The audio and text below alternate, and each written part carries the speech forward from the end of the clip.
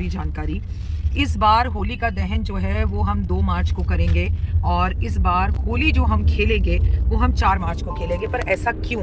क्योंकि 3 मार्च को भारत के अंदर ग्रहण है और ये ग्रहण आपको मतलब भारत में इसका सूतक पातक सब कुछ जो है वो लागू होगा। तो तुरंत समय नोट कर लीजिए। अगर आपके घर में कोई प्रेग्नेंट महिला है तो फिर तो ये जानना बहुत ही ज़्यादा ज़रूरी है कि ग्रहण का सूतक सुबह 6 बजे से लग जाएगा। 3 मार्च को तो मंदिर बंद रहेंगे, हम कोई पूजा का कार्य नहीं करेंगे और हम जो है पूजा पाठ आराधना अर्चना नहीं करेंगे, पर दान पुण्य कर सकते हैं और मानसिक जाप कर सकते हैं। ग्रहण जो है वो शाम को शुरू होगा और ग्रहण का जो समय रहेगा वो आप तुरंत नोट कर लीजिए। वो आपके लिए बहुत ज़्यादा ज़रूरी है जानना कि ग्रहण का जो समय है वो 3:20 से शुरू हो रहा है और ये भारत के अंदर है और इस टाइम पर हम दान करेंगे और ये बहुत खूबसूरत समय सिंह राशि में लग रहा है। और क्योंकि ये सिंह राशि में लग रहा है तो सिंह राशि वालों आपके लिए दान करना अनिवार्य हो जाता है। ऑलरेडी केतु वहाँ पर बैठा हुआ है। इसके साथ सबसे बड़ी बात यह है कि आपके शयनी की ढैया जो है वो भी चल रही है। तो आपको ये समझना होगा कि आप ही की राशि में ये ग्रहण लगने जा रहा है, तो बाकी सभी के ऊपर भी इसका असर तो होगा, लेकिन सबसे ज़्यादा सिंह राशि पर ही इसका असर देखने के लिए मिलेगा।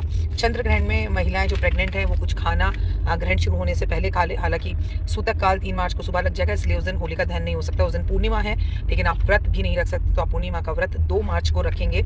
और 2 मार्च को पूर्णिमा शाम को 5:55 पर शुरू होगी, लेकिन पूर्णिमा में चंद्रमा की पूजा होती है, इसलिए प्रदोष काल से ही पूर्णिमा लगेगी, इसलिए उसका सूर्योदय से होना जरूरी नहीं है।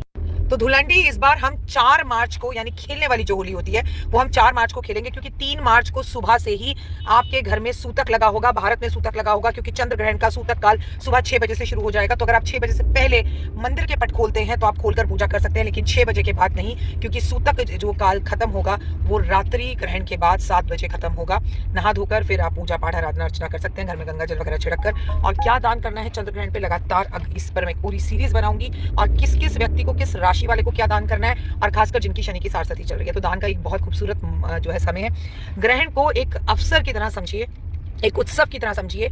इस टाइम पर हम मंदिर के पट बंद रखते हैं, मूर्तियों को स्पर्श नहीं करते, लेकिन हम स्नान कर सकते हैं, हवन कर सकते हैं, दान कर सकते हैं, मानसिक पूजा कर सकते हैं, जाप कर सकते हैं। विष्णु सहस्त्र नाम का पाठ अगर आपने एक बार ग्रहण में कर लिया तो 1000 बार करने के बराबर आपको उसका पाठ मिलता है। तो भैया आप 3 तारीख को, 2 तारीख की रात को अपनी जो पुस्तकें हैं, अपनी जो माला है वो मंदिर से निकाल कर रख लीजिएगा, या आप मेरी तरह जल्दी उठिए और पूजा सब कर लीजिए। आप 3 तारीख को भी भगवान को भोग लगा दीजिए, फिर मंदिर के पट 6 बजे बंद हो जाएंगे 3 तारीख को। और होली का दहन जो होगा वो 2 तारीख को होगा। हालांकि भद्रा है और भद्रा पूज का जो समय मिल रहा है वो रात्रि 2 बजे मिल रहा है, तो इस पर अभी गहन अध्ययन हो रहा है कि आखिर होली का दहन होगा कब, क्योंकि भद्रा में होलिका को जलाया नहीं जाता। लेकिन ये यथार्थ सत्य है कि होली का दहन 2 को होगा और होली खेलने वाली हम 4 को खेलेंगे, और 3 को कोई भी पूजा का कार्य नहीं होगा। अगर आपको पूर्णिमा का व्रत रखना है तो वो भी आप 2 तारीख को रखेंगे, 3 को नहीं, क्योंकि उस दिन मंदिर के पट बंद होंगे। जय माता।